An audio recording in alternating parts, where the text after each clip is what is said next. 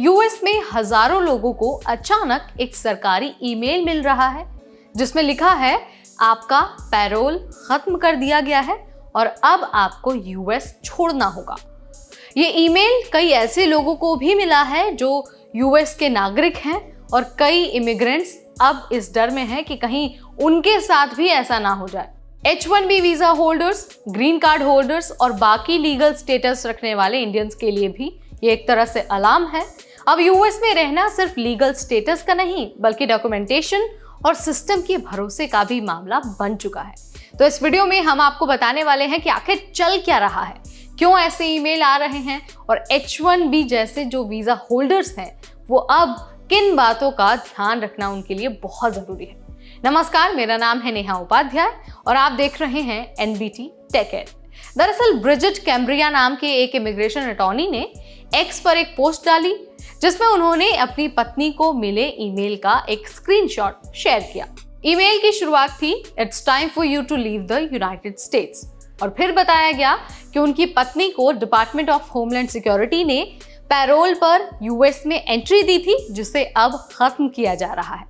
अब आप सोच रहे होंगे कि आखिर ये पैरोल क्या होता है।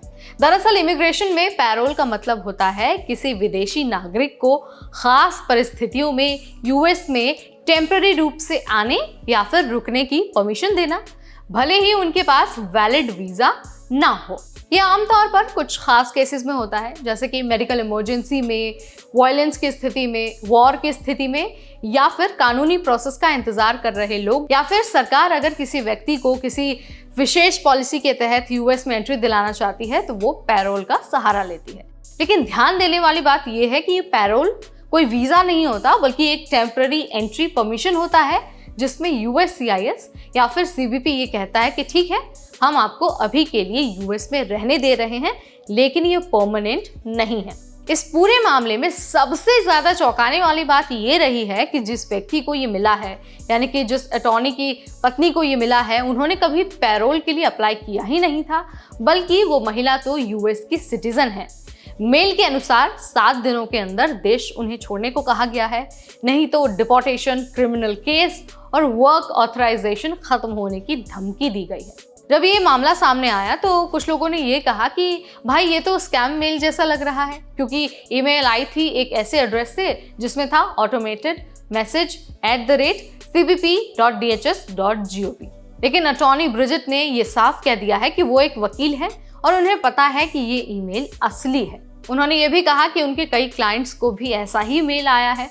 इसके बाद रेडिट पर एक पोस्ट वायरल हुई जिसमें ये दावा किया गया कि CBP और DHS के नाम पर सैकड़ों लोगों को ऐसे स्कैम ईमेल भेजे जा रहे हैं।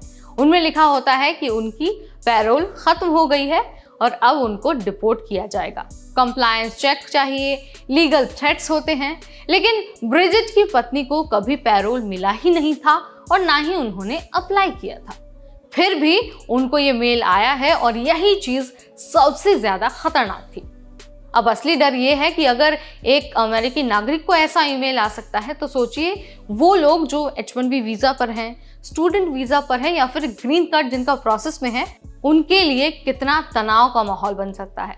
कई लोगों ने इसे स्कैम माना लेकिन ब्रिजिट जैसे वकीलों ने कहा कि ये ईमेल असली है, शायद किसी ऑटोमेटेड सिस्टम की वजह से भेजा गया है, लेकिन फिर भी ये शो करता है कि इमिग्रेशन सिस्टम कितना ओवरलोडेड है और कभी कभी मिसफायर भी कर सकता है। अब इस पर सरकार की क्या सफाई है, सरकार का क्या कहना है, एक बार वो भी जान लीजिए।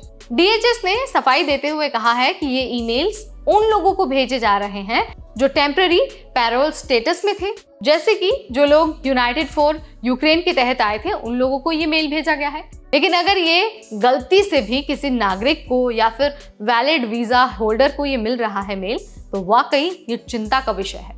अब सवाल उठता है कि अगर आपको भी ऐसा मेल मिलता है तो आपको क्या करना है।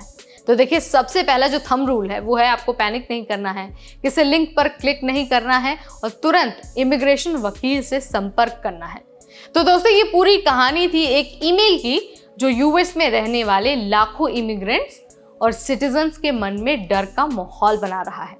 ये केस दिखाता है कि आज के दौर में डिजिटल इमिग्रेशन सिस्टम में कितने लूप होल्स हैं और कितनी ज्यादा सतर्कता की जरूरत है।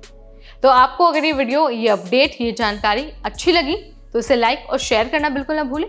ऐसे और अपडेट्स के लिए इमिग्रेशन और वीज़ा से रिलेटेड जो भी छोटी बड़ी खबर है, सब कुछ हम आपको देते रहेंगे सिर्फ और सिर्फ NBT टेक एड पर।